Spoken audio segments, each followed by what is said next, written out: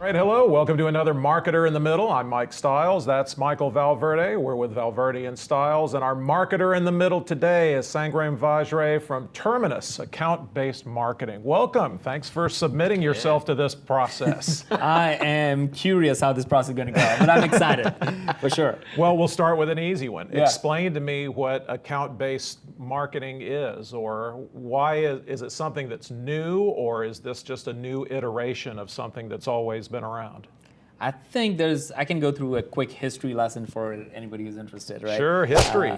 So you think about every 5 years, I think there's some sort of magic that happens in the marketing space. So in 2000, there was email. People might remember they used to get 80, 90% open rate. Those were good old days, and people felt like, wow, every email works, right? Because there were so many people who had emails and it worked.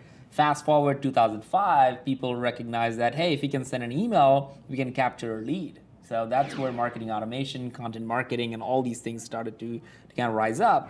And you fast forward that to 2010, predictive came about because marketers started to create so many leads that sales were like, guys, you're giving me too many leads. Most of them are crap, and I'm wasting my time on it. I need the leads that I care about that I'm going to go close. So you're giving too many. So predictive came about and saying we're going to solve that problem by telling you exactly which leads to go after. And then you fast forward to 2015, account-based marketing, aka ABM, comes about because we're like, all right, now that we are spending the last decade and a half to go after the right person, here is a way to actually do it. There's enough technology. You can go after the right accounts. You never hire a lead executive. You hire an account executive in the sales team. So marketing, come on, let's get on the same page as sales. And I think it's really an evolution as opposed to a revolution. And is it driven by the whole, marketing and sales coming together mandate that's going on? Because a very different thing is being asked of marketing now than used to be, right? Yeah. It's like they're very much accountable for revenue, and they're accountable to the sales side of the house. I think marketers were always required subtly, right? They had to they should have been thinking about revenue. But I think it was easy to report on leads. The board and the finance team and the CEO was able to look at a spreadsheet and say, oh, we need 10,000 more leads to get to 10% conversion, to get to this many demos, to get to this many customers. So the traditional funnel just became the way businesses are running.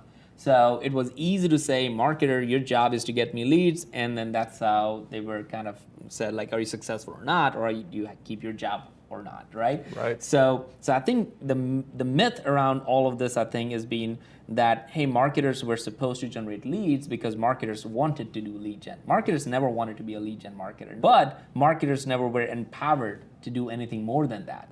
And now I think companies are recognizing that the email rate opens are kind of dropping, cold calling is really becoming challenging, and people are starting to recognize that, wait a minute, if I can't get to every single person, if people are not picking up the phone as much as they used to do, or not responding to email as much as they used to do, I need to change the approach that we're doing. And that's why account-based marketing, which is also another way to say do a personalized, I care about you marketing, it's gonna work, right? So I think marketers are finally at a point where they can do what matters to the customers and not what matters to the sales team. I was always interested in the way you guys came to market, especially with this idea of sort of an education approach, Right. using Flip My Funnel as an Right. idea, going out and writing a book, Yeah. which I know you're getting a lot of uptake on.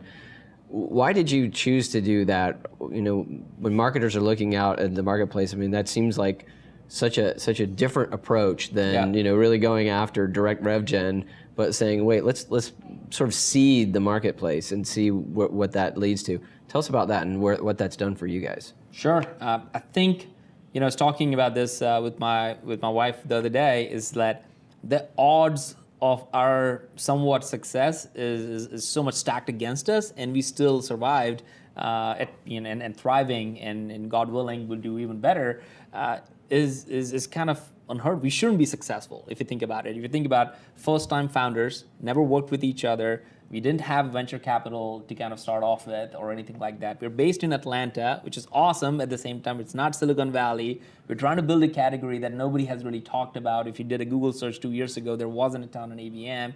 And I can go on the list, right? It's like, we shouldn't be successful. We should have failed like by a landslide, right? So what happened? Like, why we have been successful in doing something so different?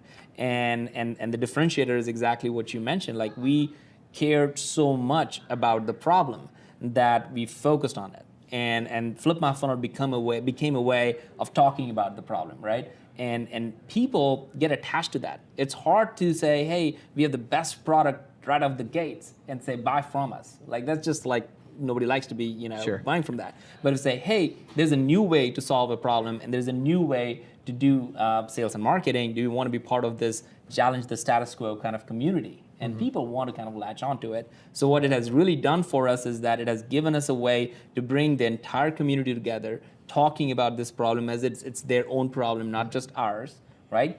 And it has brought the thought leaders to given them a platform, so they look at Flip My Funnel as a way to talk about this problem. It's like a megaphone for them. It has even brought the competitors. So every single conference we've done so far, competitors of Terminus have sponsored it. So it has literally given everybody a voice in the marketplace on a common platform that wasn't about Terminus. It was about the problem. As a matter of fact, if you ever went to a Flip My Funnel conference, Terminus has a booth just like everybody else. Right. It's not, hey, here's an event by Terminus. It's actually a Flip My Funnel event. So we became or put together an industry event and a problem that people cared about. They felt like they were not sold to. They're there for educating, and it clearly has helped us grow tremendously. But it is, like you said, a really heavy education lift, which is like, no entrepreneur would be looking forward to having that barrier in front of them. But that's something you had to do to get the discussion going. But I assume that the Flip My Funnel brand has cast a positive glow on Terminus. 100%. It's incredible. Like if you go to flipmyfunnel.com, you would not even see a Terminus mention. Okay. Per se, right? So people who go to Flip My Funnel, there are like about 6,000 people in the Slack community or something like that are constantly talking about challenges they're facing in B2B marketing and sales, and they're talking about all these things, and they're not talking about Terminus, but they're candid conversations on what are they looking for in account-based marketing? What are the best platforms? Like how are they solving this challenge? Pipeline velocity or upsell, how are you doing and thinking about it? And there's an active thread and conversations happening that we get a chance to see and we get a chance to kind of be part of. So it's a great way to see where the marketers or the future customers are thinking about without even having those as our customers. Right. Sure. You get to eavesdrop on some honesty. Every single thing. And they know that they can have that honest conversation on a Flip My Funnel Slack group. Now, if it was a Terminus Slack group, chances are you would expect a sales team or salesperson being on that talking about the product and, hey, you should try Terminus or the next, that feature is coming up in the next 6 months, right? You would see all those conversations.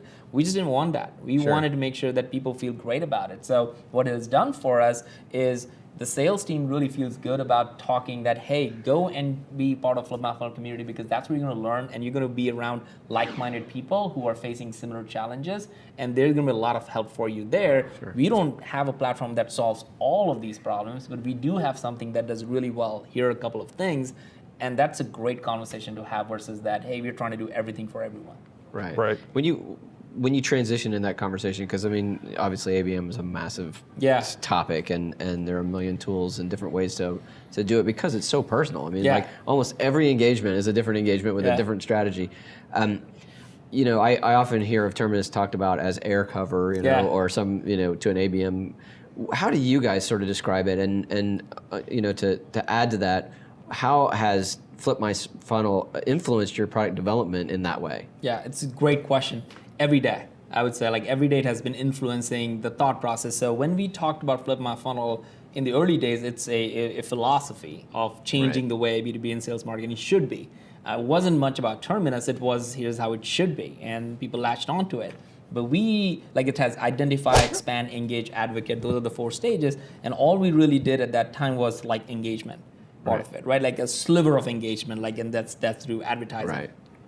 And as we're seeing companies do bigger and better things, we're starting to say, oh, we're seeing more people kind of figure out how do you engage people on their terms, not only through these channels, they also need ways to expand into different people, right? So we are starting to see where people need help. And our customers are saying, hey, we're using, let's say, EverString for our predictive, and then you guys for advertising, and then we're using Influitive, for example, for advocacy, right? So we are now starting to see what is the best-in-class stack looks like for a modern marketer. And that is very powerful because now we're starting to see that, okay, so we have 4 different areas to go into. We see our customers using this philosophy, moving and definitely looking at tools here as opposed to here.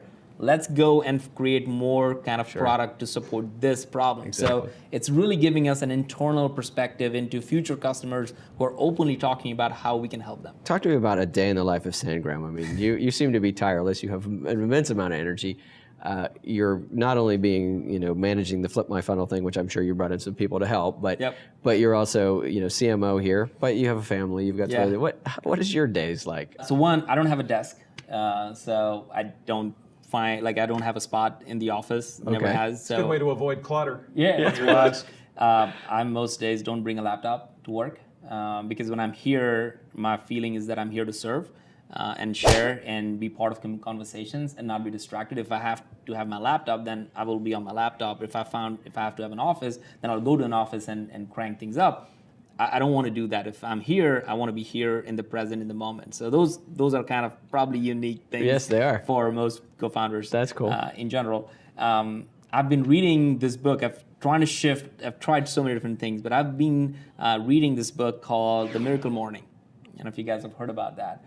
But it's about this guy called Hal, and he has a whole story around it. But at the end of the day, he kind of says that if you can get your routine about self-development, and focus on those things. He goes through a whole idea, and I'll share that in a second.